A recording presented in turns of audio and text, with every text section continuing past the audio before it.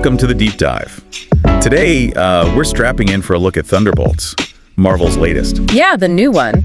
We've got a review here. Seems pretty detailed. Exactly. And our mission basically is to figure out what makes this movie, tick differently from the usual Marvel stuff. And whether it lands right, especially if you're already deep into the whole MCU world. So the first thing that jumps out is this idea of a Marvel B team.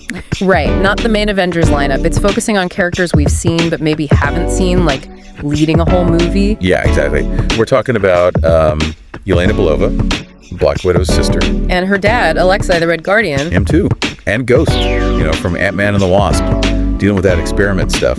Plus John Walker, the, let's say, controversial Captain America replacement for a bit. And Bucky Barnes, the Winter Soldier. Yeah. But now he's actually in Congress or something, a newly elected official. Yeah, quite a career change. The movie's directed by Jake Schreier. Yeah. And the writers are Eric Pearson and Joanna Callow. And the review suggests that even if you're not a total Marvel encyclopedia, right, the main story is still pretty accessible. You can jump in. Okay, so what is that main story? It seems to center around Valentina Allegra de Fontaine. Ah, Val. Yeah, she's trying to basically create her own super soldier. This golden guardian of good.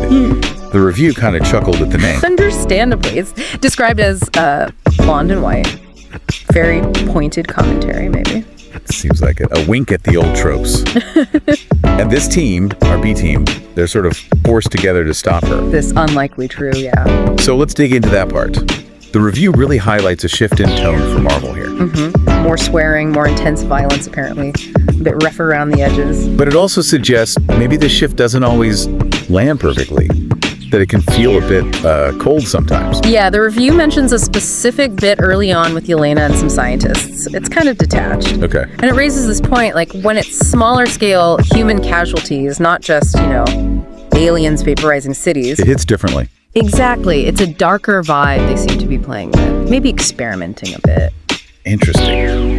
But despite that sort of coldness, the reviewer still found it oddly captivating. Like Marvel's rebellious phase, yeah. And the character stuff seems key to that. Yeah. Like John Walker being described as a parody of military masculinity. Yeah, grappling with the messy side of combat, not just the flag waving.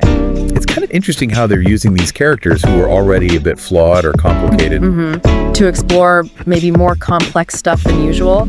Walker's issues definitely challenge the simple hero narrative. And they mentioned Bob, the Sentry, apparently super powerful. Immensely powerful, yeah. But also someone who, the review suggests, desperately needs therapy. Yeah, that adds a very human layer to all the power. Makes it vulnerable. Totally. The review also mentioned the action sequences are different. Oh, right. Less flying and energy blasts, apparently. More like basic punching and shooting. Good old-fashioned punching and shooting, yeah. More grounded, it sounds like. Which probably ties back into that overall darker, maybe more street-level tone. Seems likely. Shifting focus from just pure spectacle onto the people and their issue. Their messy interactions. Right.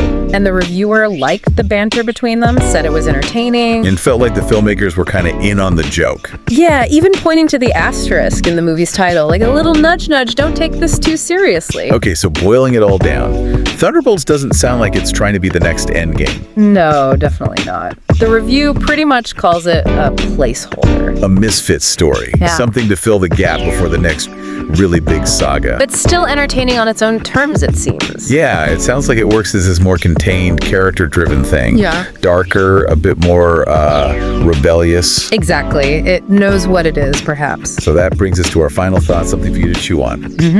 In this whole superhero world, which is often about, perfect heroes saving the day, right, does focusing on these flawed characters, these kind of messed up misfits, does that actually give us a more, maybe, compelling reflection of our own messy lives? Even in a superhero movie.